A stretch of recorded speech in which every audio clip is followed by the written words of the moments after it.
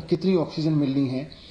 तो फिर कुछ राज्य, और मैं नाम लेके स्पेसिफिक बोलूं तो हरियाणा और उत्तर प्रदेश की सरकारें इस तरह का व्यवहार क्यों कर रही हैं, जैसे कि हरियाणा और दिल्ली और उत्तर प्रदेश का आपस में झगड़ा है।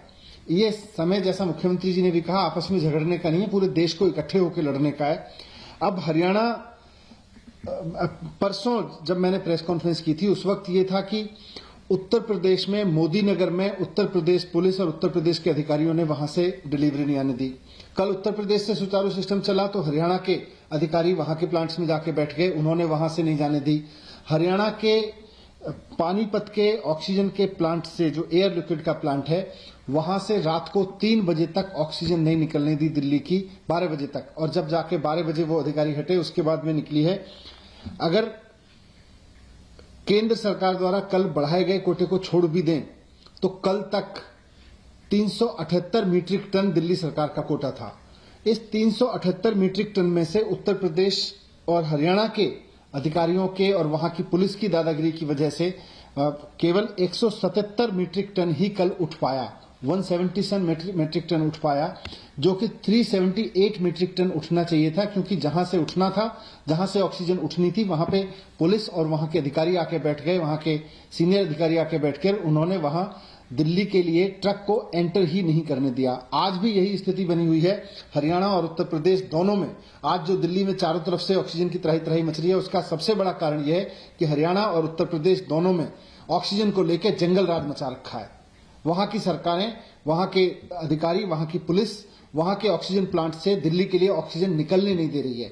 हमारे अधिकारियों ने वहां के सीनियर अधिकारियों से बात की है, भारत सरकार के इंटरवेंशन में भी मैंने बात करने की कोशिश की है, लेकिन वहां जमीन पे स्थिति नहीं बदल रही है। हमारे टैंकर्स बाहर खड़े हुए हैं, उनको अंदर नहीं जाने दिया जा रहा है। केवल हरियाणा के प्लांट में हरियाणा के टैंकर्स को अंदर जाने दिया जा रहा है। मेरी केंद्र सरकार से हाथ जोड़ के गुजारिश है कि इस समय जिस दरिया दिल्ली से और जो बहुत व्यवहारिक समझ के साथ में आपने दिल्ली का कोटा बढ़ाया था हमारी रिक्वेस्ट पे, उतने कोटे की ऑक्सीजन हमको मिल सके, इसलिए आपसे रिक्वेस्ट है कि आप इसमें भी इंटरवीन करें कि हरियाणा या उत्तर प्रदेश की जो सरकारें या वहां की जो पुलिस है, वहां के एडमिनिस्ट्रेटिव अधिकारी हैं जो ट्रक्स को नहीं घुसने दे रहे हैं, इसमें भी आपको इंटरवीन करना पड़ेगा। उसके बिना हो नहीं पाएगा। नहीं तो इस वक्त जो त्राही त्राही दिल्ली के अस्पतालों में मची हुई है, थोड़ी देर में या कुछ समय बाद उसमें लोगों को बचाना मुश्किल हो जाएगा। हॉस्पिटल्स के लिए भी, हॉस्पिटल्स भी कहां तक मेकशिफ्ट अरेंजमेंट से काम चलाएंगे, या सरकार भी आपस में मेकशिफ्ट अरेंजमेंट करके कहां से काम चलाएगी, अगर हरियाणा और उत्तर प्रदेश के प्लांट से ऑक्सीजन उठने ही नहीं दी जाएगी। तो ये मेरा रिक्वेस्ट है कुल मिला के आपसे।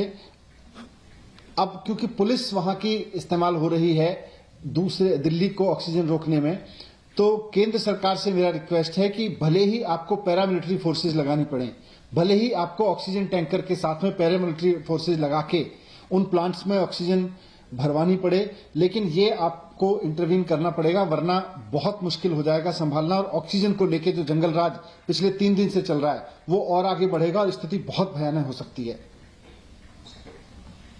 Thank you. CM Manish Sisodia को आप सुन रहे थे, वो साफ साफ कह रहे थे कि दिल्ली के कई अस्पतालों में ऑक्सीजन खत्म हो चुका है और कई जगहों पर, कई अस्पतालों में ऑक्सीजन की किल्लत हो रही है, ऑक्सीजन का स्टॉक बेहद कम बचा हुआ है। ऐसे में बहुत जरूरी है कि जल्द से जल्द ऑक्सीजन की सप्लाई बढ़ाई जाए। यूपी हरियाणा से ऑक्सीजन नहीं मिल रही है, ये भी वो कह रहे थे। पुलिस वाले ऑक्सीजन टैंकर को नहीं आने दे रहे हैं, इस तरह के आरोप लगा रहे थे। लेकिन सबसे बड़ा सवाल यह है कि इस वक्त जब पूरा देश ऑक्सीजन की कमी से जूझ रहा है, ऐसे में हम सबको मिलकर आगे आना होगा। केंद्र दिल्ली का कोटा बढ़ा दिया है ताकि झगड़े ही खत्म हो जाए, और डिपार्टमेंट जिस दिन वो सेंडर करेगा उस दिन काम बंद कर देगा। उसके तुरंत बाद विद इन 1 मंथ वो सारा सर्वे करके आएंगे कि हाँ इसने जितना मटेरियल निकालना था उससे ज़्यादा तो नहीं निकाल रखा, ज़्यादा निकाला है तो उसका एक फाइन रिपोर्ट बना करके उसको दे देंगे, और उस फाइन की रिपोर्ट के आधार पर वो नेक्स्ट पैसा जो बचता है उस समय तक वो भी जमा करा दे, तो उसके बाद वो फ्री है। और फिर इसके बाद नेक्स्ट 1 महीने के अंदर अंदर, बरसात के दिनों में 2 महीने रखे हैं, 2 महीने के अंदर अंदर डिपार्टमेंट तुरंत उसको ऑक्शन करेगा, ऐसा भी प्रोसीजर तय कर दिया। ताकि बंद भी रहेगी कोई माइन तो मैक्सिमम 3-3.5 महीने बंद रहेगी, इससे ज़्यादा बंद नहीं रहेगी।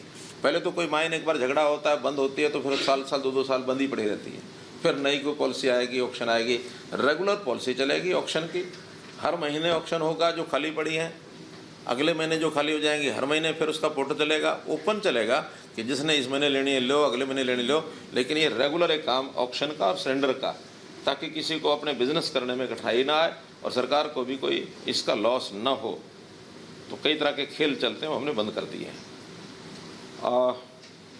इंटरेस्ट ऑन डिलेड पेमेंट्स पहले था 15 दिन के लिए नहीं, 30 दिन के लिए 15%, 60 दिन के लिए 18%, फिर अगले 60 दिन के लिए 21%। अब इतने हाई रेट्स थे तो कठिनाई होती थी, हमने सब